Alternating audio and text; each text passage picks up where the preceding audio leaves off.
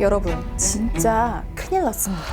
세계 석유 매장량 1위, 한때 남미에서 가장 잘 살던 나라였던 베네수엘라가 지금 전쟁 한가운데 들어갔어요. 수도 카라카스를 포함해서 주요 군사시설이랑 정권의 핵심 거점이 동시다발적으로 공격을 받았습니다. 그럼 이 작전에 투입된 부대가 누구냐? 미국 육군 최정예 특수부대 델타포스예요. 도시 전체가 공습으로 혼란에 빠진 그 순간 미국은 한 단계 더 들어갑니다. 니콜라스 마두로 대통령이 머물던 요새화된 거처를 급습한 거예요. 결과는 충격적입니다. 이 마두로 대통령과 그의 부인 실리아 플로레스 두 사람 모두 생포됩니다. 그리고 곧바로 항공편에 태워서 베네수엘라를 떠나 미국 본토로 압송했어요. 현재 이들은 미국 뉴욕 남부지방법원 관할 아래에서 구금된 채 재판을 기다리고 있는 상황입니다. 러시아와 중국 바로 반응했습니다.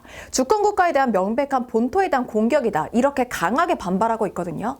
자, 여기서 질문 하나 던져볼게요. 한때 미국과 베네수엘라는 가장 가까웠던 나라였습니다. 그런데 어쩌다 베네수엘라는 미국과 이렇게까지 오게 된 걸까요? 그리고 미국은 도대체 베네수엘라를 왜 침공한 걸까요? 일단 미국 법무부와 검찰총장의 설명은 단순해요. 미국은 이걸 전쟁이라고 보지 않습니다. 체포작전이라는 거예요. 첫 번째 혐의가 뭐냐? 마약 테러리즘입니다. 미국 주장에 따르면 마두로는 태양의 카르텔이라는 조직을 통해서 막대한 양의 코카인을 미국으로 밀반입해왔다는 거예요. 그런데 이 태양의 카르텔, 그냥 마약 조직이 아닙니다. 베네수엘라의 고위군 장성들, 정부의 핵심 인사들로 구성된 권력형 마약 카르텔이라는 거죠.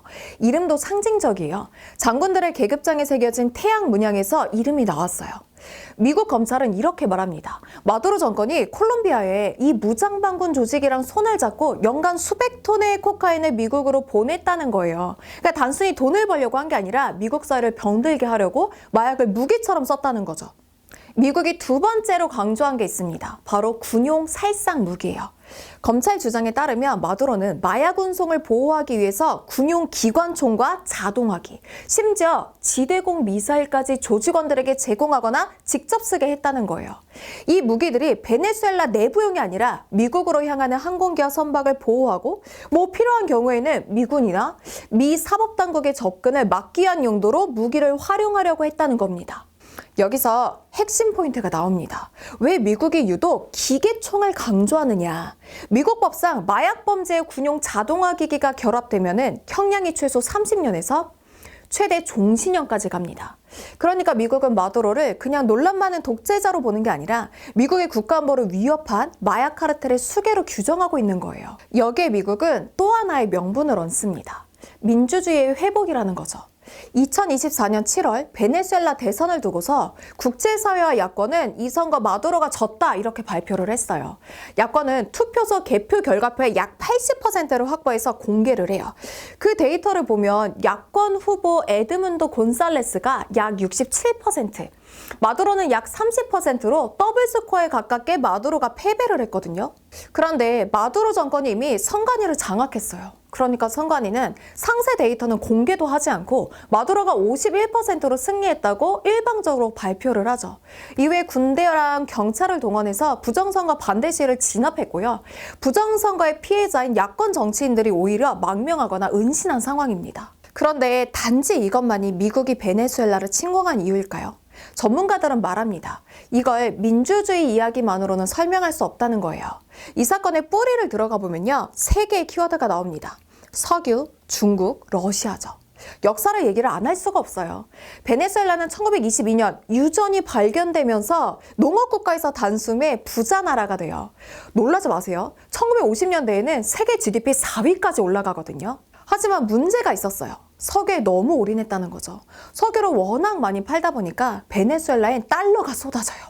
그러다 보니까 베네수엘라 화폐 가치는 급등해버립니다. 베네수엘라 사람들은 그러니까 이런 생각을 하는 거예요. 아니, 힘들게 농사 짓느니 석유 파는 게 돈이 되겠는데 하는 거죠. 이 인식 속에서 실제로 석유 산업 빼고는 다른 산업이 거의 베네수엘라에서 붕괴했어요. 그러니까 베네수엘라는 기름 말고는 남는 게 없는 나라가 됩니다. 이런 어려운 경제 상황 속에서 1998년 등장한 인물이 바로 우고 차베스입니다. 차베스가 선택한 건 두 가지예요. 포퓰리즘과 반미 노선이죠. 일단 석유 수익을 무상교육과 무상의료로 대중에게 직접 나눠주면서 폭발적인 지지를 얻습니다.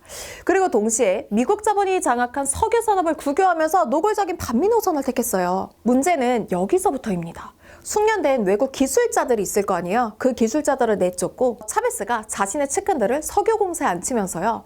정제 기술이 퇴보되고 생산율이 급락하게 됩니다. 그러니까 베네수엘라는 석유가 풍부하게 있는데 캐낼 능력이 점점 사라지고 있는 나라가 된 거예요. 차베스는 산업을 다각화해야 되는데 산업 다각화 대신에 당장의 지지를 위한 포퓰리즘 복지에 돈을 쏟아붓습니다. 그러다가 2013년에 암으로 사망하게 되거든요. 그가 남긴 유언은 단순했어요.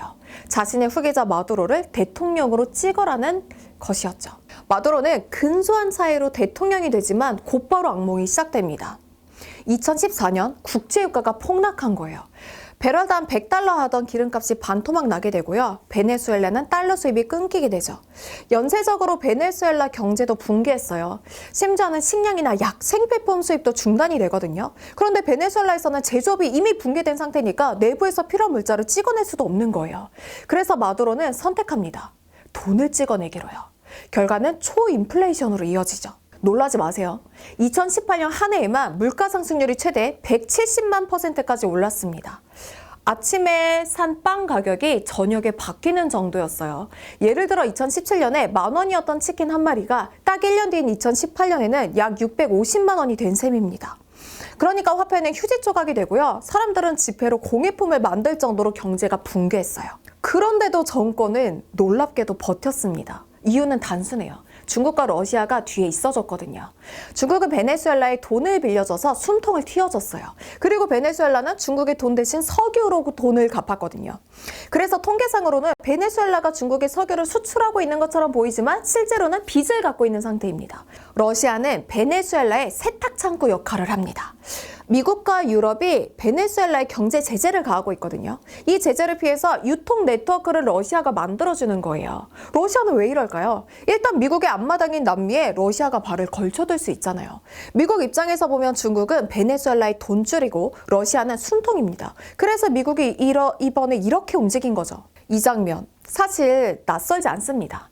1989년에 파나마에서 미국은 독재자 마누엘 노리에가를 마약 혐의로 기소하고요. 27,000명의 미군을 투입해서 체포한 뒤에 미국 본토로 압송합니다. 지금 베네수엘라는 그 파나마 작전과 너무 닮아 있어요. 하지만 결정적 차이가 있습니다. 베네수엘라는 파나마가 아닙니다. 인구도 크고 군과 정보기관, 민병조직, 정당 구조가 복잡하게 이제 얽혀 있어요. 마두로 한 명이 사라진다고 권력이 정리되는 구조가 아니라는 거죠. 더 중요한 건 베네수엘라의 군부예요. 베네수엘라 군부는 석유와 밀수, 외환, 행정 권한까지 이 모든 것이 얽힌 이권 공동체입니다. 그래서 핵심 질문은 이거예요. 누가 대통령이 되느냐가 아니라요. 군부가 어떤 조건에서 권력을 내려놓느냐. 이게 관건이 되는 거죠. 앞으로의 전망은 불확실합니다. 미국의 계획이 성공하면 베네수엘라는 막대한 석유를 바탕으로 빠르게 재건할 수도 있어요. 하지만 실패한다면 베네수엘라에서는 권력이 공백이 있게 되고 미국이 장기 개입해야 되는 빠져나오기 힘든 늪에 빠질 수도 있어요. 세계 1위 석유 매장량이라는 축복은 결국 독재와 경제 붕괴, 그리고 전쟁 위기라는 저주로 돌아왔습니다. 과연 베네수엘라는 작은 베네치아라는 이름처럼 다시 예전의 모습을 되찾을 수 있을까요?